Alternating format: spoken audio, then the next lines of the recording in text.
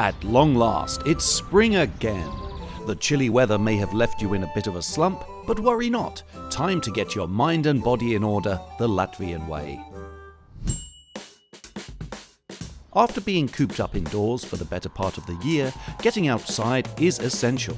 You may want to replenish your supply of vitamin D on one of Riga's many outdoor terraces, or hit the trails and reconnect with nature.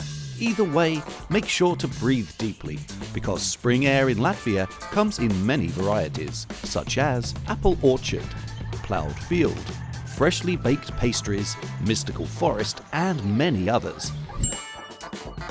All Latvians know that 10,000 steps are most easily achieved at a night at a museum, and 42 kilometers are shortest on centuries-old cobblestones. But not all movement has to be this vigorous. Sometimes it's enough to get grounded and find your center.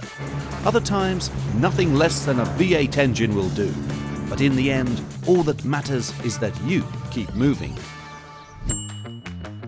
If that nasty spring allergy is preventing you from taking the perfect selfie under the cherry blossoms, may we suggest a Latvian folk remedy.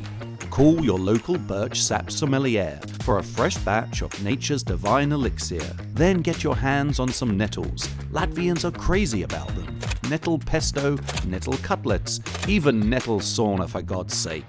Lastly, head to the market and procure 2 radishes, 3 asparagus, a handful of spinach, and a handful of leafy greens. Combine everything into a food processor, blend well, and enjoy. Once there's plenty of chlorophyll coursing through your veins, all that's left to do is to have fun. Reinvent yourself by trying on a new outfit or hairstyle. Clear your head and smell the flowers. Find your spirit animal. Eat like you're at your grandma's and dance until your legs give out. Springtime in Latvia is a sight to behold, a time of renewal, celebration and joy. See you when the swallows sing.